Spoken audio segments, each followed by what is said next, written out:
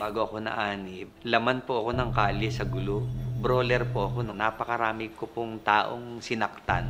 Nung naiisip ko na hindi na maganda yung mga ganong bagay, naghanap po ako ng Diyos noon. Katoliko po talaga originally ako eh. Pero nung panahon yun, may nakapagsabi sa akin mali yung mga rebulto.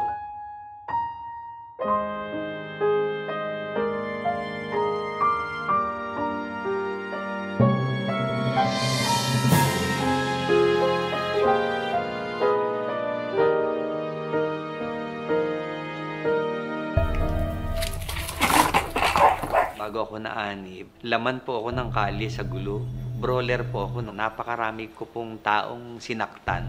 Nung naiisip ko na hindi na maganda yung mga ganong bagay, naghanap po ako ng Diyos noon. Katoliko po talaga originally ako eh. Pero nung panahon yun, may nakapagsabi sa akin mali yung mga rebulto. So napunta po ako sa protestante. Buong pamilya ko naakay ko po doon. Pero nung mga panahong nandun ako, naghahanap pa rin talaga ako kasi may mga duda ako minsan. Isang pagkakataon na nagkakaroon ng okasyon sa protestante.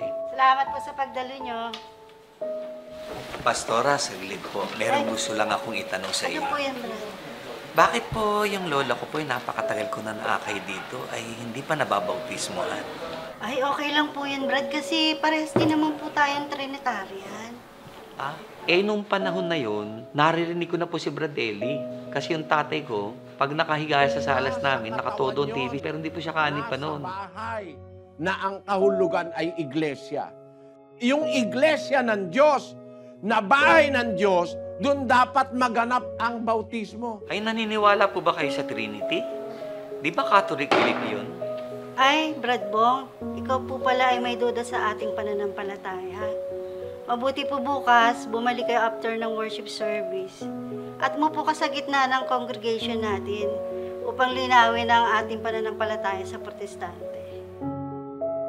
Nung gabi nung araw na yun, hindi ako mapakali. Nakaupo ako sa harap ng TV namin. Tapos pumikit ako, nanalangin ako, Panginoon, pakiramdam ko talagang mali yung sinasabi ng mga yun. Panginoon, bigyan mo po ako ng isasagot.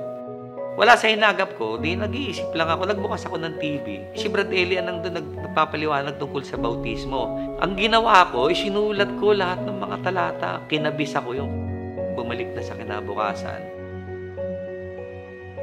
Ang nakaharap ko, isang pastor, at saka isang reverend. Sige, Brad Bong, sabihin mo ang iyong duda sa ating pananampalataya.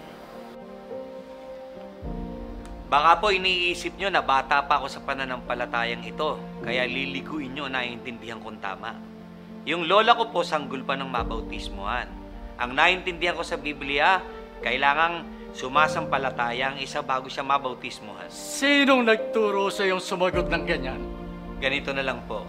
Kapag nakapagpakita kayo sa akin ng kahit isang batang binautismo sa Biblia, mananatili ako sa iglesyang ito. Pero pag hindi kayo nakapagpakita sa akin, ito na yung huli natin pagsasama. Aalis na ako. Tapos hindi nila nasagot. Umalis na ako. Sinabi ko sa aking misis, Han, nagdodoktrina na ako. Eh di magdoktrina ka, tas lumayas ka na rin. Aba, pinalalayas ako, bahay ko naman to. Pengin lang Wala akong sahin. pera, bakit? May pinatago ka ba? Nagdoktrina pa ako tuloy-tuloy. Sabi ko, dapat hindi ako mapigilan dito. Hanggang sa mababautismohan ako, nagsimula awitan, umiyak na po ako eh. Hanggang matapos, hanggang bago ako mailubog, naiyak po ako noon. Ang nakapo na ng pagbabago nangyari sa akin, yung asawa ko. Tayo na sama-samang mag-awitan. Bakit hindi na nananakit ng anak? Woo! Sarap! Iwagayway ang kamay. Tayo ay... Bakit hindi na ngayon siya umiinom? Ulam pa ikaw na gusto mo ulam? Wala na ikaw ulam eh. Ulam. Hindi na nagsusugal? Hindi, kaya na. Kailangan malaman ko kung ano ang nasa loob ng dating daan na yan. Dapat makita ko o baka may mali dyan, eh hihilain ko palabas dyan ng asawa ko. Han, Uy! sama ako sa pagdalo. O sige, tara. Base ka na. Alisa tayo.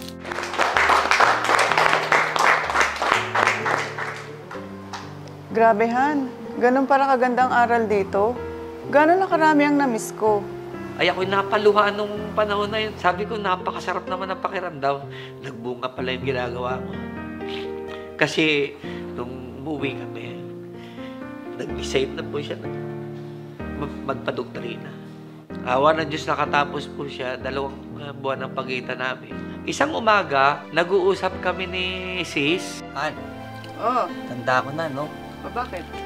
Sana bago matapos yung pagkanta-kanta ko, pauwitin man lang ako ni Kuya ng isang composition niya, no? May awa ang Diyos, Han. Malay mo.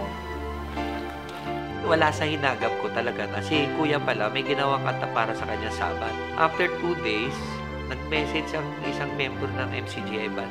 Brad mo, baka pwede mo kong pagbigyan. Ano po yun? Baka pwede mo subukan ng isang awit ni Kuya ang ginawa. Sige po, itatry ko. Pangarap ko po yan eh. Ginawa ko po, tapos papacheck lang daw po. Pagpacheck, saglit lang. Okay na raw po, tuloy niya na. Salamat sa Diyos sa pagtitiwala. Ikaw ang pag-ibig na nananatili.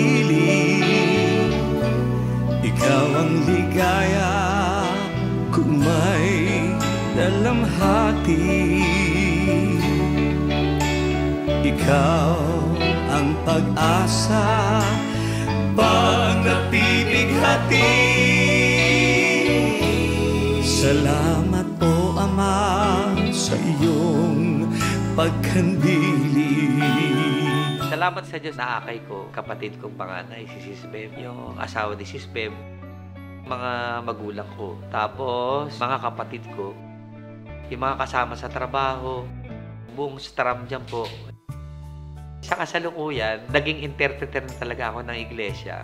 Kahit sinong tumawag sa akin, pinagbibigyan ko po, ina-interpret ko yung kanilang mga kanta. Naging regular performer po kami ng KD Rock. Yung mga setup po natin dito sa Cavite, pag meron po tayong mga event, yun ako po nagsisetup ng iba doon.